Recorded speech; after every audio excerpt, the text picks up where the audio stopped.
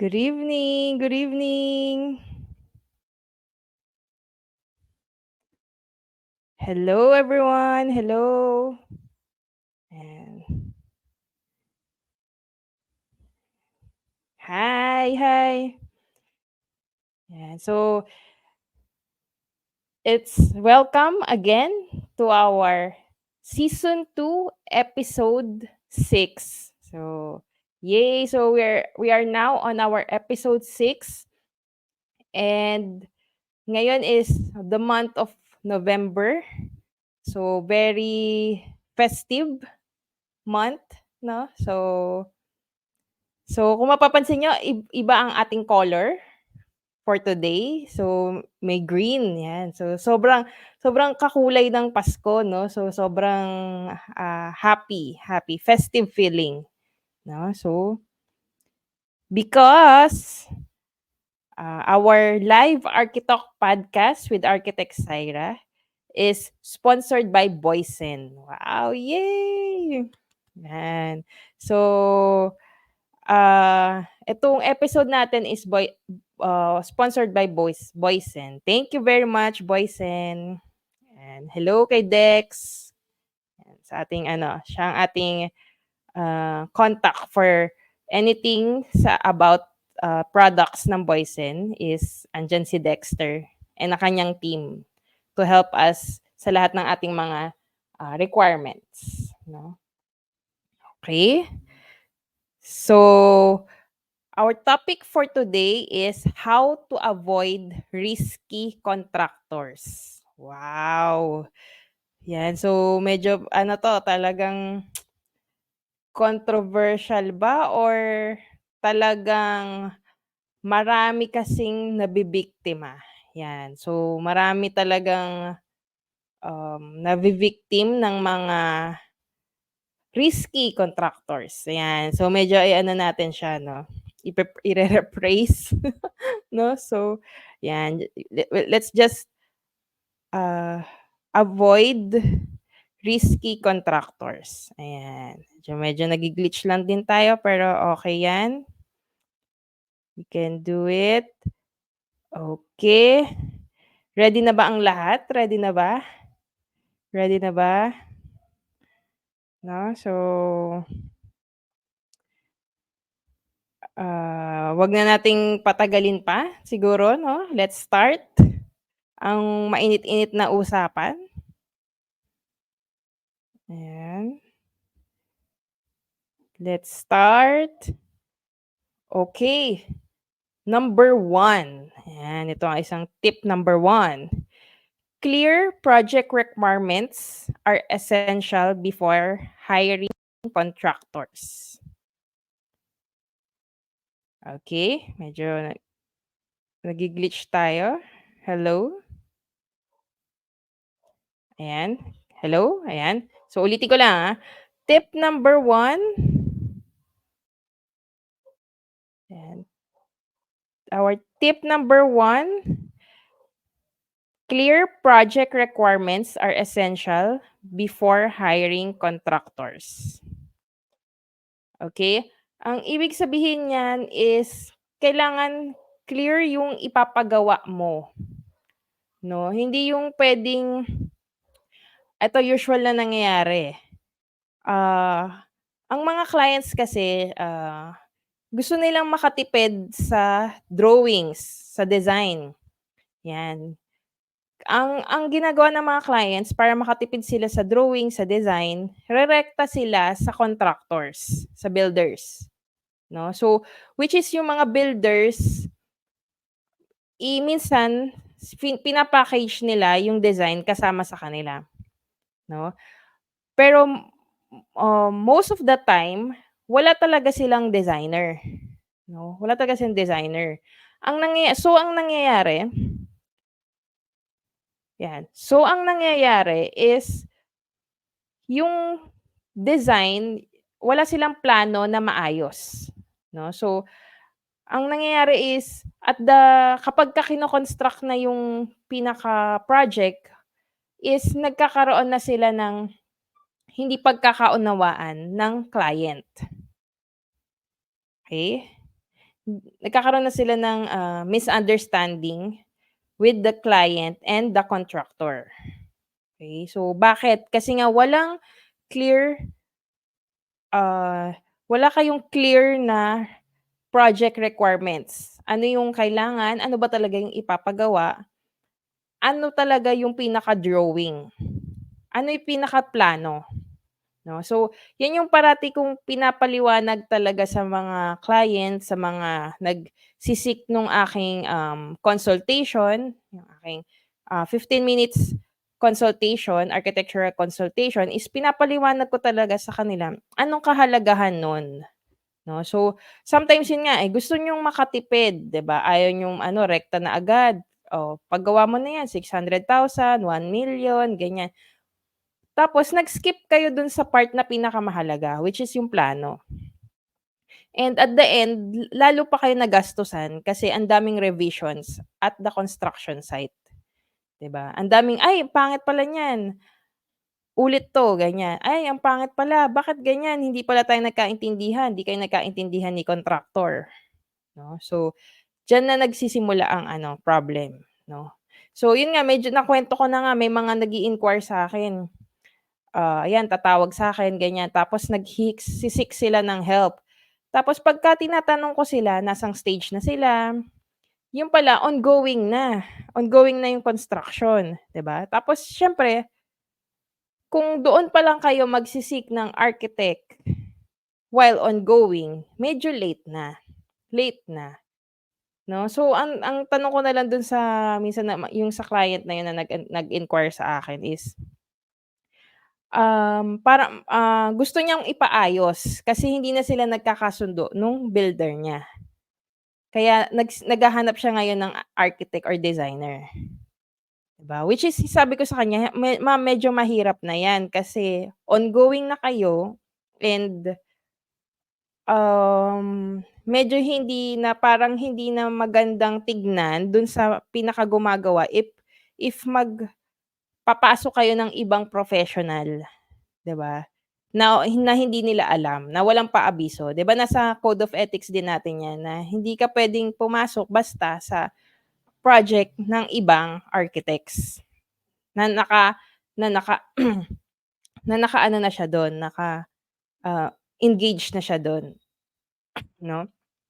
So ganyan, may mga clients din na nagsisik sa'kin ng ganyan na medyo iniiwasan ko yung kapagka siyempre meron ng humawak na ibang architects, ganyan, may ibang builders, contractors na humawak, 'no. So, kasi ang ginagawa natin diyan, talagang magpapaabiso tayo if okey lang ba, wala ba silang pending nung client na yun, puwede mo bang i-handle siya ulit, gano'n. Gano'n ang, nasa code of ethics natin 'yan, 'yan, ng mga nating mga architects, 'no. So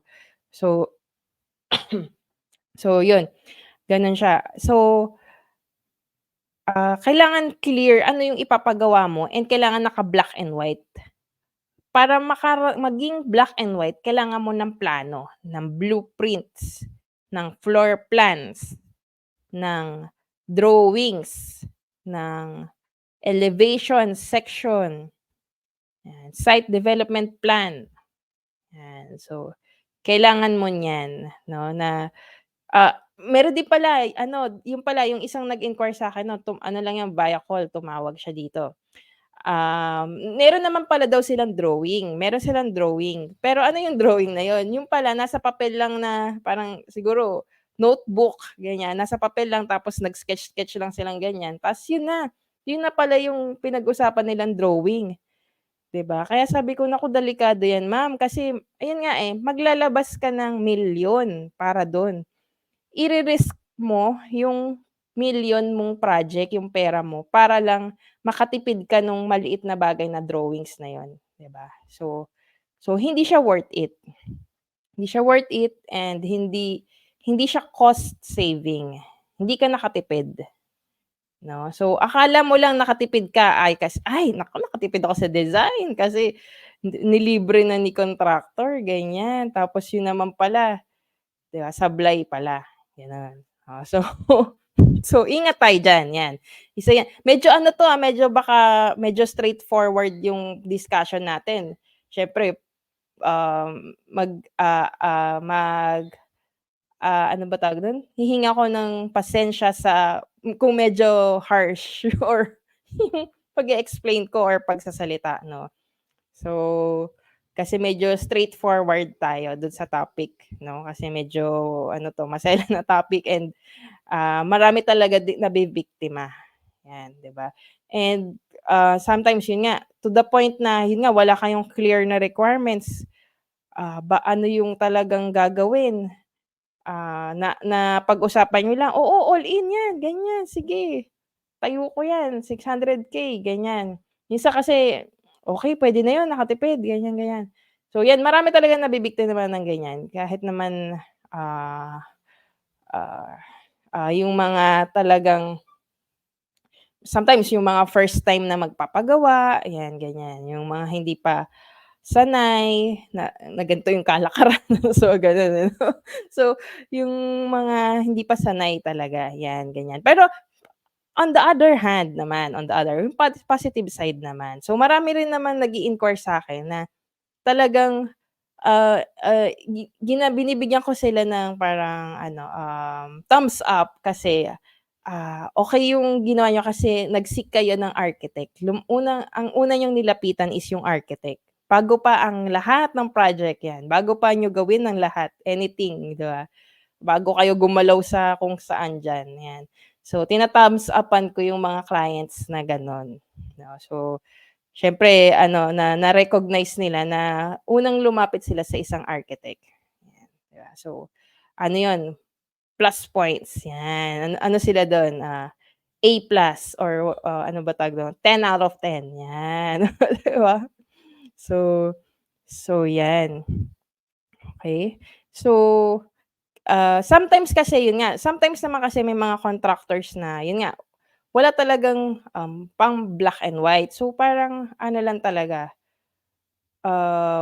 verbal ganyan, may mga gano'n, eh, may mga verbal. So, yun nga, it's either, ah, kasi sometimes yun nga, ni-refer yan ni ano, ganyan, kakilala ni ganito, ganyan. Ayun, may kuwento pa akong isa dito, yung meron ano 'to, magandang sikat na subdivision talaga sa Laguna, as in high-end na subdivision sa Laguna. Talagang mga mansyon, alam mo yun, hindi siya yung ordinaryong mga bahay lang dito sa Cavite, mga ano talaga siya, malalaking bahay, mayayaman talaga, 'yan. So, may nag-ask sa'kin ng help dun, 'yan nga, na gawan ng as-built plan yung bahay, 'di ba? Siyempre una mong tanong, bakit ano, siyempre nakatayo na, as-built plan, anong nangyari? 'Di ba dapat ang gagawa nun yung contractor, 'di ba, yung gumawa, 'di ba? So, ang nangyari pala is ano, yun nga, naloko sila nung, una nilang contractor. 'Yan, so gano'n yung nangyari. Kaya wala silang as-built plan pero siyempre yun nga kailangan ng occupancy permit, hinahanapan sila ng occupancy permit. So yun, kaya nag-seek ng help ng architect para to comply dun sa requirements ng occupancy permit, ganyan. Pero siyempre yun, chinikan natin kung ano yung nangyari, 'di ba? Kailangan malaman mo pa rin yung background bago mo i-handle ang isang project. So yun nga, ano yun, mayaman talaga. Hindi siyempre di ko puwedeng sabihin kung yung kusina 'di ba, kung ano 'yan. So mayaman siya talaga. So ang nangyari pala ni-refer ng parang common friend ganyan, ni-refer kasi may nagawan na ng bahay, yung contractor na yun, yan. So kaya nila yun ang kinuha nila, ganyan 'no. So ang nangyari, yun nga iniwan sila, nakatenga yung bahay for a long time, ganyan. Nagkaroon na ng mga kaso ganyan, anything ganyan. And ang ano kasi, ang technique kasi ng mga ganyang mga risky contractors is ano, meron kasi silang tatapusin na project. Meron silang tatapusin kaya yung mga natapos nilang project, yun makakapag-refer pa ulit sa iba, 'di ba? Kagaya nung sa client ko na yun na ano, na-refer pa siya, na-refer sa kanya kasi nga natapos naman yung kanyang project. 'No? Pero yung pala, gano'n kasi yun, may tatapusin kang project pero yung mga pangatlo, pang-apat hindi niya tatapusin, tapos pang-5 tatapusin niya ulit, tapos pang-anim, 7 hindi ulit tatapusin, ganyan. So, may gano'ng ano, risky contractors, may gano'n. So, beware kayo kasi, hindi porket okey dun sa isang client na yun is okey siya all throughout. Kasi nga meron minsan na ano ba tawag diyan, yung may mga hocus-pocus na nangyayari 'no. So gano'n yung kasi ano, sometimes kasi ang ginagawa ng mga contractors, risky contractors is ida-drop nila talaga yung price nila dun sa client, 'di ba? Para makuha lang nila yung project and then siyempre kukuha sila down payment, 'di ba? Ta's yung pala kulang na sila ng budget on the other project, yung sa sumunod na project or yung mga naunang project. So yung budget, yung pera na yun mapupunta yun dun sa kabilang project, hindi sa project mo, ganyan. Kaya ingat kayo, ingat, 'di ba? Kaya hindi na 'di siyempre napunta na dun yung budget, hindi na tuloy natapos yung sa'yo, 'di ba? Hindi na-allocate yung fund dun mismo sa project mo, 'yan. Kaya careful, careful kayo sa ganyan, 'no. Ang natapos yung project ng isa kasi nga dina-drop nila yung price, kaya ingat din kayo sa mga masyadong sobrang baba, um, alam niyo yun? Kasi ano, sometimes doon sa huli dun mag-a-additional, dun malalaman, ay mali pala yung estimate, mali pala yung quote, 'di ba? So, ingat kayo dun sa gano'n din 'no, yung sa mga sobrang baba, sometimes binababaan lang talaga nila just to get the project, pero walang intention to finish the project, 'no? Kahit na yun nga, kahit nakakilala, 'no? Kaya kailangan ikaw pa rin mismo do your ano, research, 'no? As in talagang minsan kailangan magtanong-tanong ka talaga kahit diyan lang sa mga tindahan kasi minsan kilala yan, diyan sa mga tindahan, 'di ba, alam mo yun, sa mga by ano diyan, mga tambay, mga ganyan, minsan kilala yan. "Uy, okey ba 'tong ano, ganyan, yung nakatira diyan, ganyan, ganyan." So yan may mga alam mo naman mga Pinoy, 'di ba, may mga tsismis na yan, yan. So kailangan do your ano, your research talaga, 'no? Okey, number 1 pa lang tayo, ang dami ko ng nasabi, Okey, next. Yan, tip number 2, 3 keys consideration when scouting your project workforce. Word of mouth, local options, and researching company profiles. Yan, so yun nga. So kailangan, so ngayon ano na, it's either yun nga ni-refer sa inyo ng friend, kamag-anak, ganyan. And also hindi lang siyempre kayo tumigil dapat dun 'no, so hindi lang dapat tumigil dun siyempre, ah, kailangan mag-research ka pa rin 'no. After sa'yo i-refer, mag-research ka pa rin tapos i-check mo na ngayon yung mga social medias nila, 'di ba? Yung social media presence nila. Sometimes kasi diyan pa lang, pag-search mo pa lang ng name nung company or nung contractor or nung architect or nung engineer, lalabas na diyan. Lalabas na, 'no? Kahit sa Google i-Google niyo lang, magulat kayo minsan lalabas na 'yan. It's either positive or negative, kung meron ka talagang ginawa na hindi okey, lalabas din 'yun dun, 'di ba? So ano na nga ngayon ng ano, digital na talaga, sabi ko sa inyo. Merong mga alam mo 'yun, kahit na noon pa, 5 years ago nangyari, ganiyan.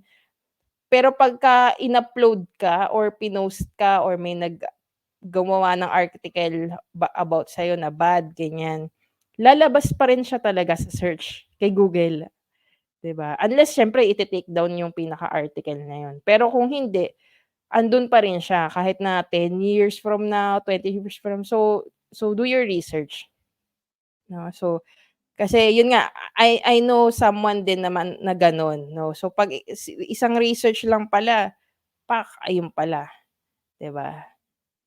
Andun na pala yung mga red flags, 'yan. 'Pag may mga nakikita na kayong red flags, 'no? So, red flag na pala siya.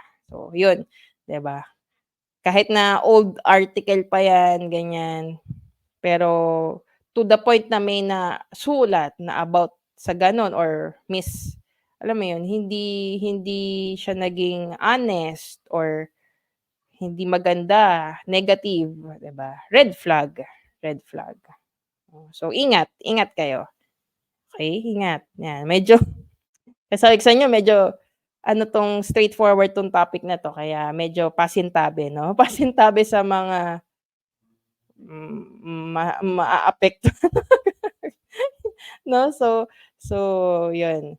So what else? 'Yan, so search niyo nga yung mga Facebook page nila, ganyan. Saka ano na nga ngayon 'di ba, isang review lang sa Facebook, isang comment lang sa Facebook, ayan, unless nga hindi din i-delete, eh, lalabas pa rin talaga. Kunwari may reklamo sa'yo ganyan, tapos naka-tag ka, ganyan, 'di ba? So, nakaka-ano 'yun, baba ng ano niyon, ng credibility, 'yun. Kaya kaya, ah, as ako architect, as ano, siyempre iniingatan ko din yung mga ganyang bagay. Pero siguro ano ba, hindi kuwento ko na lang 'no, sige ito medyo parang naano akong magkuwento, baliktad naman, baliktad. Baliktad ang nangyari, nagbaliktad din yung nangyari sa'kin. This is way back, ano pa lang ako ng mga kaka-start ko pa lang sa construction business, 'yan, sa design, ganyan. Ibig sabihin baguhan pa lang ako, bata pa, 'yan. Kasi I started at age, ah, anong age ako nun, 24? Nag-start ako 24, tama ba? Kasi graduate ako basta ano mga 10 years ago. Oo, mga 23, 'yan, mga 23 pala, mga 23, 'yan, 22, 'yan. Mga 22, 23 diyan ako nag-start 'no. So, sabi nila talaga bata pa, 'yan. So, meron akong client, 'di ba? Sa design pa lang 'to, design client. So, nagpagawa siya, ganyan, okey. So, nag-bill ako siyempre down payment, ganyan, blueprints, 'yan, nagawa na. So, nung maniningil na ako ng balance ko siyempre tapos na 'di ba, so siyempre meron ka pang balance sa kanya na, "Ay ma'am magbi-bill na ako nung aking balance." Ganyan. Tapos ayaw niya ng magbayad, so nag-iiskandalo na siya, inaano niya na ako na mga minamadali niya ako, delay daw 'yan, ganyan, asan na yung plano, bla, bla, bla, ganyan, ganyan. So aanuhin ka niya, i ibu-bully ka niya, haharasin ka niya, ganyan. Which is to the point na ang nangyari is ibinigay ko na lang yung blueprints na hindi siya nagbabayad nung balance, gano'n yung nangyari. Tapos parang humantong kami sa point na siyempre naniningil ako, eh. Kasi bata pa ako nun, idealistic pa ako nung panahon na yun. So siyempre 'pag may utang, 'pag may utang sa'kin saka siyempre ano pa ako nun parang hindi pa, ayun nga idealistic pa ako that time na kailangan siyempre 'pag may utang siyempre bayaran. So nagagalit ako kasi hindi niya binayaran. So I feel offended at that time. So ang nangyari siyempre hinahabol ko siya. So ah, ang nangyari is inano niya ako. So para hindi ko siya habulin binadmouth niya ako sa social media. Yan, kasi nagpadala pa ako ng letter nun, nagtanong pa ako sa abogado, ganyan-ganyan. Sabi ko, "Paano ba 'to masisingil?" Ganyan-ganyan. Kasi nga, siyempre bata ka, idealistic, hindi mo matanggap na may hindi nagbayad sa'yo, 'di ba? So gano'n yung feeling. Kaya nagpagawa pa ako ng letter, nag-send pa ako ano ba tawag dun, yung sa letter from the attorney na parang kalimutan ko yung pangalan, yun. So nagpadala pa ako ng gano'n through mail. Ta's nung na-receive nila yun, inano nila ako, binloudmouth nila ako sa social media, ganyan. Siniraan nila ako, ganyan. So, baliktad naman 'no, so gets niyo yung nangyari, baliktad. So, hindi lang din naman hindi lang din naman merong contractors na risky, meron ding risky clients. 'No? So so gano'n siya, okey?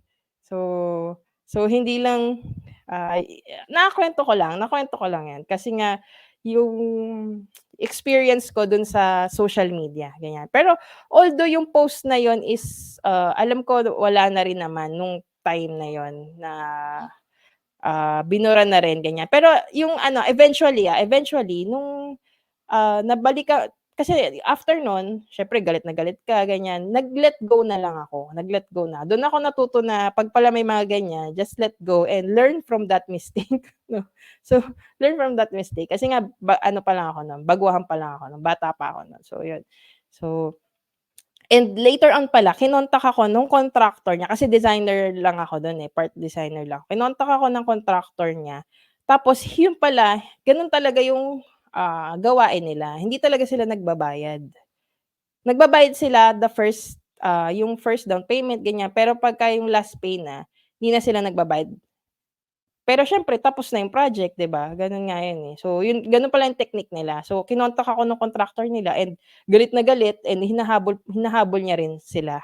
Kasi nga ang laki pa rin ng hindi nababayaran sa kanila, gano'n. So gano'n, meron ding risky clients, oo. So hindi lang ano, 'di ba? So kaya 'yan yung matututo ka sa mga experience, oh. Okey, 'yan medyo ano 'yun, malalim. Ano na natin yun, so next is tip number 3, seek for construction manager. You can choose architect, yan, okey. So dito naman puwede kayong may meron din nalapit sa'kin na ganito, eh. So parang gusto nila na i-supervise, yan, i-supervise ko yung project. Yan. So, parang ang mangyayari iba yung designer, iba yung contractor, ta's iba yung magsu-supervise, yan. Merong mga companies or mga architects na gumagawa ng gano'n. Pero sa akin kasi, ako kasi hindi ako natanggap ng gano'n, 'no. So, hindi ako natanggap ng isu-supervise ko lang yung project ta's hindi ko kilala yung contractor, 'no. Hindi pa ako naka-experience hindi talaga ako natanggap ng gano'n, 'no, kasi ano 'yun, eh, sakit ng ulo, 'no. So, kasi hindi ko naman kilala yung ano, eh, ang maiipit niyan ikaw, eh, yung nagsu-supervise, ikaw yung maiipit kasi hindi mo naman kilala yung contractor, 'di ba? Tapos papasunurin mo sila, 'di ba? Magre-report ka sa client ng ganito, ganito, ganyan, 'di ba? Away, 'di ba? Na-gets niyo na? So ako umiiwas na ako sa mga ganyan. Hindi ko na pa kailangan pa para pumasok pa sa ganyang, situation na problematic, 'no? Pero merong mga companies na tumatanggap ng gano'n, na yun talaga yung forte nila. Meron namang gano'n parang, architect by administration. So may gano'n, yung talagang pang-admin lang sila.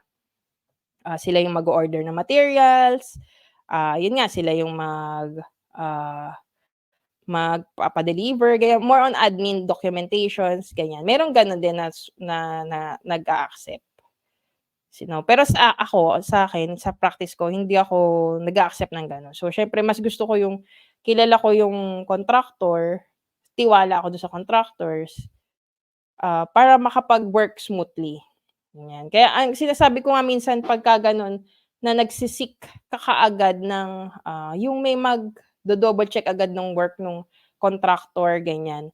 Parang ang sa'kin hindi ka in good faith agad doon sa contractor, 'di ba? Parang ano ka agad, iniisip mo agad na ano, hindi ka in good faith, yun nga, hindi ka in good faith, 'di ba? Parang kung ako man, eh, ang goal kung hina-hire mo ako as to supervise lang yun, 'di ba, hindi hindi na para ako pumasok pa sa gulo na yun, parang alam mo yun, na it's a different situation na papagitnaan mo yung conflict, 'di ba?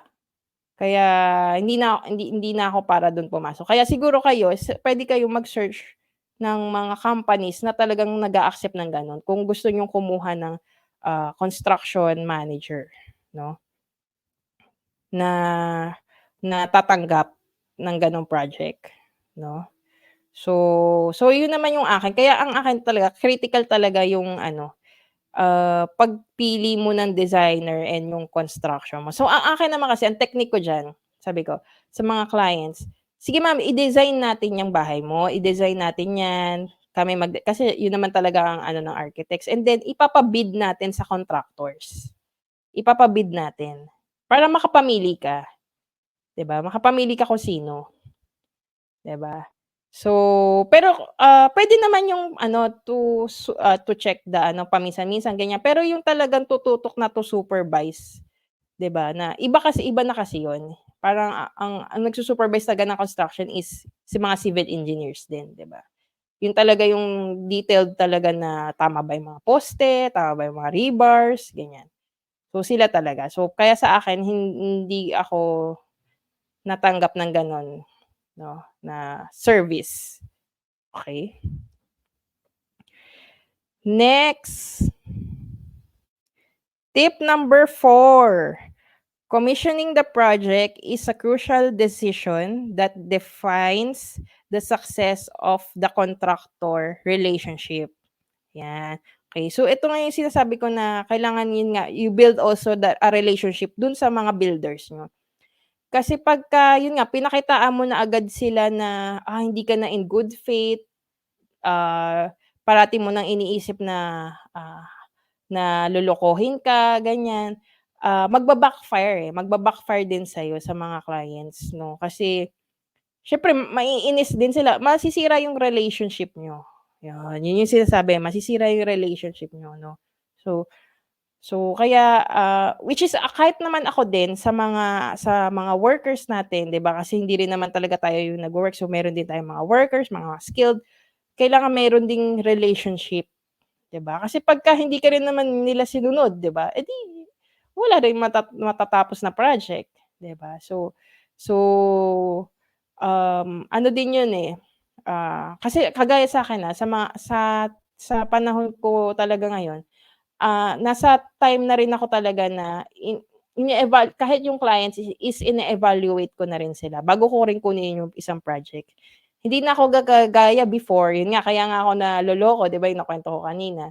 Kasi hindi ko na-e-evaluate yung mga clients, eh, na, ano pala 'to, hindi pala siya trustworthy, ganyan. Ganito pala ugali nung client, ganyan. 'Pag pala gano'n may mga red flags na rin, hindi ko na rin siya tinatanggap 'no. Pero unlike nung practice ko before, nung bata-bata ako, kasi talagang lahat tanggap. Kahit na ano, lahat tanggap, gano'n ako before, eh. Pero ngayon hindi na. So, kaya kailangan i-evaluate mo na rin kung, magkakasundo ba kayo, 'yan, gano'n. Kasi puwede ring hindi kayo compatible, eh, tapos mag-aaway lang din kayo sa huli. Kahit na, yung practice mo is tama, ganyan, tapos okey din naman siya as client, ganyan, pero kung hindi kayo match, hindi kayo magkasundo, ganyan, wala, ano din talaga, hindi maganda yung magiging relationship niyo 'no. Kaya kaya, yung pagiging makatao, ganyan, importante 'no. So, relationship, yung, client to contractor, client to designer, relationship, okey? Ah, 'wag niyo yung babalewalain, okey. Okey, next. Tip number 5, technical guidance is invaluable for understanding project stages and avoiding completion due to lack of expertise, yan. Of course, eto nga, yung siyempre kailangan expert talaga yung gagawa ng bahay mo, 'di ba? Yung may alam talaga, 'no? So, pero, actually siyempre nag-start din naman ako sa baguhan, 'di ba? Nag-start din ako sa baguhan. Pero, yun nga, ako kasi kahit nung nagsa-start ako, 'di ba, sabi ko sa inyo wala akong background before ng construction talaga. Family ko is hindi naman nagko-construction. So, how did I get my first design and build project, 'di ba? So yun, eh, 'di ba? So, ang ginawa ko lang is just to be honest 'no, na this is your first time, pero, kunyari yung sa dati mong work, yung, sa ano, is marami kang nakuhang experience na, gano'n, 'di ba? So, just be honest, 'no, na although yun nga kung baguhan ganyan, puwede niyo pa rin namang kunin basta siyempre honest nga yung gagawa. Kasi diyan naman talaga lahat nag-start, 'di ba? Diyan lahat nag-start. Kasi sometimes yun nga yung mga medyo expert na, marami ng project masyado, baka full load na ganyan, ang available is yung mga, kaka-start lang ganyan, puwede pa rin naman yung kunin, 'di ba? 'Di ba? So, ang ano lang talaga just be honest, yun. Kailangan honest sila sa inyo, honest din kayo sa kanila, 'no? Kasi mararamdaman nila yan, okey? Next is protect your funds with a retention clause and through thorough payment documentation in your contract, yan. So, siyempre eto kailangan meron kayong mga contracts, 'no. So, may naka-sign na contract and siyempre naka-ano siya, naka, notary, yan, naka-notary, notarize yung contract niyo and may copy si lawyer mo, may copy si owner and kayo, 'no. So 'yan, isa 'yan sa ano and also yun nga, kung gusto niyong puwede niyong i-request 'yan, eh. Puwede niyong i-request siya sa contractor na, "Ay puwede niyo mo bang lagyan ng retention in case sa huli is meron tayong kailangang i-repair, dun na lang natin kukunin yung funds." 'Di ba? So minsan sometimes merong natitirang 5%, ah na or kung magkano may natitira, na parang retention and yun yung para sa mga reapers kung merong kailangang ayusin at the end, 'di ba? Dun kukuha ng pondo, 'no? So puwede niyo yang i-request sabihan niyo agad yung mga contractors niyo na mag-add ng gano'n, mag-allocate for that fund, 'no? Para sometimes kasi wala kasi yung iba walang gano'n talaga, kaya kailangan i-request mo siya, 'no? So, ire-request mo para ahead of time ma-budget din naman ni siyempre ni contractor yung para doon, 'no? Okey. So, I think that's it. 'Yan, medyo malalim ang ating mga napag-usapan. Okay, still, this podcast is sponsored by Boysen Paints Philippines. Okay, so don't forget to like their Facebook page, Instagram, and their YouTube. Okay, and also, meron tayong product ng Boysen, ang Titan Superflex Elastomeric Paint. Yan, ang Boysen Permacoat Latex and Construct are available in leading hardwares and stores. So ever since talaga Boysen is kasama ko na talaga 'to, yun nga since nag-start ako 10 years ago. So kasama ko na talaga siya na as, isa sa siyempre sa ating supplier, 'no. Kaya subok na, yeah, okey. So, kaya 'yan ang cute ng ating color for today is green, 'di ba? So, iminatch natin dun sa color ni Boysen, yung kanyang logo. Okay, that's it. So, um, still available yung, Live Architect Podcast, season 1 and season 2. So, available on Spotify and, Apple Podcasts. Okay, so puwede niyong balikan 'tong episode na 'to kung sa mga ano, sa ating Spotify and Apple Podcasts. Okay, that's it. So, I think, magse-season break muna ako for season 2 kasi medyo holiday season, festive season, so medyo busy. Kaya wala muna tayong episode next week. Okay, so mag-a-announce na lang ulit ako kung kailan, ako ulit magre-resume ng um, ating podcast episode, live podcast episode. Okay, so that's it for tonight. Thank you so much, everyone. Have a nice evening and happy Tuesday, everyone. Bye-bye. Bye.